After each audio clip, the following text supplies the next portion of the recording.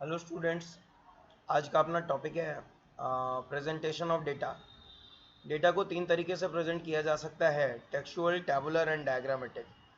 Textual mode मतलब आपको कहानी लिखनी है, उसमें डायग्राम्स, ग्राफ्स और टेबल्स नहीं बनानी है। टेक्सचुअल मोड ऑफ प्रेजेंटेशन को कहा जाता है आम आदमी का method of presentation, layman's method of presentation, जिसको कोई भी बना सकता है, कोई भी पढ़ सकता है। इसके लिए कुछ खास स्किल की ज़रूरत नहीं है, बस आपको साक्षर होना चाहिए, लिटरेट होना चाहिए। ठीक है। इसके लिए आपको कोई ट्रेनिंग लेने की ज़रूरत नहीं है, क्योंकि आपको सिर्फ कहानी लिखनी है और कहानी पढ़नी है। Textual mode of presentation. दूसरा है आपका टैबुलर मोड ऑफ प्रेजेंटेशन। ये है most accurate mode of presentation. क्यों? क्योंकि आप इसमें डायरेक्टली वैल्यूज़ को decimal correct correct decimal places के साथ सीधा सीधा लिख देते हो। तो ये आपका most accurate mode of presentation of data. इसमें आपको बहुत सारा स्किल चाहिए इसको बनाने के लिए, और थोड़ा सा स्किल तो इसको पढ़ने और समझने के लिए भी चाहिए। टेबल का फ़ायदा ये होता है कि आप इसमें कंपैरिजन आसानी से कर सकते हैं, लेकिन टेबल के कुछ बेसिक रिक्वायरमेंट्स भी होते हैं। टेबल में कुछ अच्छी चीज़ें होनी चाहिए, जैसे टेबल सुंदर दिखनी चाहिए, टेबल वेल बैलेंस्ड होनी चाहिए लंबाई और चौड़ाई में, टेबल में टाइटल और उसका नंबर बहुत ज़रूरी होता है। टेबल का टाइटल ऐसा होना चाहिए जिसको पकड़ के समझ में आ जाए कि टेबल किस बारे में है। टेबल में यूनिट साफ साफ लिखी हुई होनी चाहिए, बिना यूनिट के डाटा नहीं होना चाहिए। कंपैरिजन आसान होना चाहिए, अलग अलग रोज और कॉलम्स में आप वैल्यूज़ को कंपेयर कर पाएँ। टेबल के नीचे अगर कोई इंपॉर्टेंट नोट्स हैं तो वो सोर्सेज एंड फुट नोट्स लिखे हुए होने चाहिए। टेबल में आपने डेटा अगर कहीं से डाउनलोड किया है या कॉपी किया है तो आपको सोर्स लिखना ज़रूरी होता है। अपन एक सैम्पल टेबल देखते हैं। ये देखिए एक टेबल है, टेबल का नंबर यहाँ होएगा, यहाँ पे टाइटल, इधर आपका कैप्शन जाएगा, यहाँ पे लेफ्ट साइड में जो कॉलम है इसको क्या कहेंगे? स्टब। ये वाला जो एंटायर पार्ट है जहाँ पे आपकी सेल्स, रोज, कॉलम्स होंगी, जहाँ पर डाटा भरेंगे, वो है आपका बॉडी ऑफ द टेबल। और एंटायर अपर पार्ट क्या कहलाता है? Box head. नीचे आपका सोर्सेज एंड फुटनोट्स लिखा हुआ होगा। ठीक है। Sources Kailasha foundation, fun and learn portal, LMS directory. Footnotes, the footnote में मैंने यहाँ पे जो चीज़ टेबल से आपको नहीं पता चल रही थी वो लिख दिया है। The entire upper part of the table is called box head. तीसरा है diagrammatic mode of presentation. Diagrammatic presentation दो तरीके का होएगा। पहला नॉन फ्रिक्वेंसी डायग्राम, दूसरा फ्रिक्वेंसी डायग्राम। नॉन फ्रिक्वेंसी कब? जब नॉन फ्रिक्वेंसी डाटा होगा, जैसे पाई चार्ट। पाई चार्ट में आप क्या दिखाते हैं? जैसे एक आदमी कुछ पैसा कमा के ला रहा है, वो कुछ किराने के सामान में खर्च कर रहा है, कुछ खर्च कर रहा है वो बच्चों की पढ़ाई में, कुछ बिल्स में खर्च कर रहा है, कुछ उसके मिसलेनियस एक्सपेंसेज हैं, कुछ सन्ड्री एक्सपेंसेज हैं। तो इन सभी का बंटवारा को वो पाई चार्ट में प्रेजेंट करेगा। कोई पार्टी इलेक्शन लड़ी है, बहुत सारी पार्टियां लड़ी हैं, तो किसको कितनी सीटें मिली, ये प्रेजेंट किया जाता है पाई चार्ट में। तो पाई चार्ट तो बंटवारा दिखाता है, इसमें फ्रीक्वेंसी का दूर दूर तक कोई नामो निशान नहीं। तो ये नॉन फ्रीक्वेंसी डाटा हुआ, तो नॉन फ्रीक्वेंसी डायग्राम बनेगा इससे। और फ्रीक्वेंसी डाटा से फ्रीक्वेंसी डायग्राम बनेगा। अपने को मोस्टली क्लास इंटरवल वाले डेटा प्रेजेंट करने हैं फ्रीक्वेंसी डायग्राम में, यानी कि 10 से 20, 20 से 30, 30 से 40, इस तरह के जो डाटा होते हैं उनका जो डायग्राम बनेगा फ्रीक्वेंसी डायग्राम, जिसमें फ्रीक्वेंसी होएगी। ठीक है। तीन फ्रीक्वेंसी डायग्राम अपने को पढ़ने हैं: हिस्टोग्राम, फ्रीक्वेंसी, पॉलीगॉन और ओजाइड। तो सारे डायग्रामेटिक प्रेजेंटेशन के लिए कुछ नोट्स हैं यहाँ पे। Bar diagram and line diagram are interconvertible. मतलब तुम बार डायग्राम से लाइन डायग्राम बना सकते हो और लाइन डायग्राम से बार डायग्राम बना सकते हो। ठीक है। Bar diagram and line diagram can be of both simple and multiple types. मैं दिखाता हूँ आपको मल्टीपल बार डायग्राम कैसा होता है। ये देखिए अलग अलग ईयर्स का डाटा एक साथ प्रेजेंट कर दिया, मतलब जहाँ चार डायग्राम बनने चाहिए थे वहाँ एक ही डायग्राम में काम चला लिया। ठीक है, इसको कहते हैं जुगाड़। खैर, ये आपका multiple bar diagram. Multiple bar diagram मतलब ये कैसे पॉसिबल हो पाया? क्योंकि यूनिट्स सेम रही होंगी। अगर यूनिट अलग अलग होती, जैसे यहाँ थाउजेंड्स लिखा हुआ था, सारा का सारा थाउजेंड्स में होगा। अगर यूनिट अलग रहती तो क्या बनता? मल्टीपल एक्सेस बार डायग्राम बनता। वापस आते हैं। मल्टीपल बार डायग्राम और multiple line diagram is used when two related series are to be compared. But multiple axis bar diagram और multiple axis line when units of the these two series are different. ऊपर क्या लिखा हुआ था? Same unit, और नीचे access के case में अलग अलग एक्सेस पे बनेगा। यहाँ बॉक्स में frequency, relative frequency, frequency density के बारे में कुछ जानकारी है।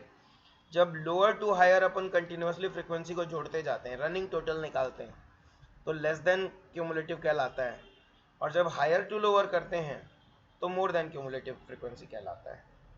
जब किसी भी एक क्लास की फ्रीक्वेंसी को आप टोटल फ्रीक्वेंसी से डिवाइड करते हो तो आपको रिलेटिव फ्रीक्वेंसी मिलती है। जब आप फ्रीक्वेंसी को क्लास साइज से डिवाइड करते हो तो आपको फ्रीक्वेंसी डेंसिटी मिलता है, टोटल से नहीं, क्लास साइज से।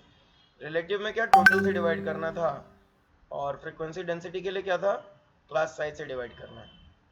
ये कुछ इलस्ट्रेशन है डेटा प्रेजेंटेशन के। बार डायग्राम दो तरह का दिखाया है, एक वर्टिकल और एक हॉरिजॉन्टल। और ये है आपका लाइन डायग्राम। देखिए लाइन डायग्राम में ये जो 15,000 दिख रहा है, यहाँ पे आप एक बार खड़ा कर देते हैं, यहाँ पे आप बार खड़ा कर देते हैं, यहाँ पे और यहाँ पे, तो ये क्या बन जाता है, यही आपका बार डायग्राम बन जाता है। बार डायग्राम में ये है कि आपको बार की विड्थ के बारे में सोचना नहीं पड़ता है। आप थोड़ा सा पतला या थोड़ा सा मोटा बना सकते हो, कोई दिक्कत नहीं है। आपको मेन मतलब है इस वैल्यू से, ये जो 12 है यहाँ पे टच किया, यहाँ पे 8 टच किया, इससे मतलब होना चाहिए। पाई चार्ट है वही डिस्ट्रीब्यूशन डिवीजन। ये जो यहाँ पे सेंटर पे जो एंगल बनता है इसको सेंट्रल एंगल बोलते हैं, ठीक है, सेंट्रल एंगल। जैसे यहाँ पे आप देख रहे होगे मैथमेटिक्स का सेंट्रल एंगल क्या है, 90 डिग्री से ज़्यादा है। Okay, histogram. Histogram is unlike bar diagram because it is frequency diagram and that is non frequency diagram. Bar diagram क्या था, नॉन फ्रीक्वेंसी डायग्राम था, और ये आपका फ्रीक्वेंसी डायग्राम है। इसमें जो रेक्टेंगल्स बनेंगे उनके बीच में गैप नहीं होएगा। ये गैप क्यों आया, क्योंकि 80 to 90 की फ्रीक्वेंसी क्या होगी, 0। और ये जो आपका रेक्टेंगल्स है इनकी विड्थ आप एडजस्ट नहीं कर सकते। बार डायग्राम में आप विड्थ एडजस्ट कर सकते थे, बट यहाँ नहीं कर सकते। हिस्टोग्राम से आपको अगर फ्रीक्वेंसी पॉलीगॉन पे जाना है तो पूरा हिस्टोग्राम बना लो, सारे के सारे रेक्टेंगल्स के अपर एजेस का मिड पॉइंट ले लो, इधर लेफ्ट साइड में एक एक्स्ट्रा क्लास ले लो, राइट साइड में एक एक्स्ट्रा क्लास ले लो, उसका भी मिड पॉइंट ले लो, सारे मिड पॉइंट्स को ज्वाइन कर दो, तो आपका क्या बनेगा, फ्रीक्वेंसी पॉलीगॉन कुछ ऐसा दिखेगा। ये हमेशा एक क्लोज फिगर बनेगा। इसका फायदा सिर्फ एक चीज में आता है कि इसका अगर एक स्मूथ कर्व आप बनाओ तो फ्रीक्वेंसी कर्व बनता है, बाकी इसका कोई काम नहीं है। हिस्टोग्राम का ये फायदा है कि आपको उससे मोड मिल जाता है, हाईएस्ट पीक जो होती है उसके हेल्प से आपको मोड मिल जाता है, लेकिन फ्रीक्वेंसी पॉलीगॉन से आपको कुछ नहीं मिलता है, आपको सिर्फ फ्रीक्वेंसी कर्व मिल जाता है उससे। ओजेब क्या है, अगर लेस देन क्यूमुलेटिव फ्रीक्वेंसी का ग्राफ है तो लेस देन हो जाएगा, अगर मोर देन का है तो मोर देन हो जाएगा।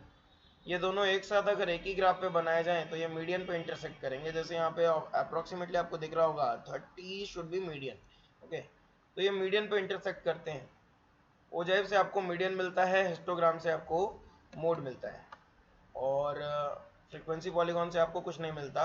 आप इसके स्मूथ जॉइन से क्या निकाल लेते हो, फ्रीक्वेंसी कर्व। एक चीज और, एक क्वेश्चन आता है, dash is also called area diagram. आपको देखने में लगता है कि यहाँ पे एक एरिया जैसा कुछ बन रहा है तो फ्रीक्वेंसी पॉलीगॉन ही होता होगा एरिया डायग्राम, नहीं, हिस्टोग्राम होता है आपका एरिया डायग्राम, और फ्रीक्वेंसी पॉलीगॉन नहीं होता है। हिस्टोग्राम आपका एरिया डायग्राम होता है, रिपीट, हिस्टोग्राम आपका एरिया डायग्राम होता है और फ्रीक्वेंसी पॉलीगॉन नहीं होता है। फ्रीक्वेंसी कर्व क्या है, a smooth join of all vertices of a frequency polygon. Generally frequency curve जो होते हैं वो आपके 4 तरीके के होते हैं, जिसमें सबसे ज्यादा कॉमन है बेल शेप। बेल शेप, ठीक है, पहले धीरे धीरे धीरे धीरे फ्रीक्वेंसी बढ़ी और बाद में घटी। ऊपर भी जो बनाया हुआ था फ्रीक्वेंसी पॉलीगॉन, उससे जो आपका बनेगा वो बेल शेप्ड ही बनेगा। इसका आप स्मूथ कर्व बनाओगे तो ये घंटी जैसा आपका बनेगा बेल शेप, ठीक है। ओके, और ये जो है आपका, उसके बाद आता है बेल शेप्ड का उल्टा यू शेप्ड, फिर आता है जे शेप्ड। जे शेप्ड ऐसी बनेगी, और इन्वर्टेड जे शेप्ड आपकी आपकी ऐसी बनेगी, उसमें वाला वो जो जे का जो टर्निंग वाला पोर्शन है बस वही उलट जाता है। और फोर्थ है मिक्स्ड कर्व, जो कि बेल और यू का मिक्सचर होता है, ठीक है। ये सेकंड मोस्ट कॉमन शेप होती है। उसके आगे आपका इंपॉर्टेंट टर्म्स है, उसकी डेफिनेशंस वगैरह दी हुई है। इन डेफिनेशंस को आप यहाँ पे पॉज करके स्क्रीनशॉट ले लीजिएगा।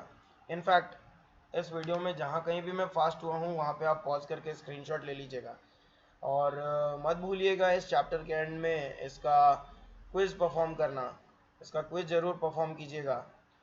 उसके अलावा अगर आपको ये वीडियो पसंद आया हो तो हमारा यूट्यूब चैनल जो है वो सब्सक्राइब कीजिएगा, वीडियो को ज़्यादा से ज़्यादा लाइक और शेयर कीजिएगा, ठीक है।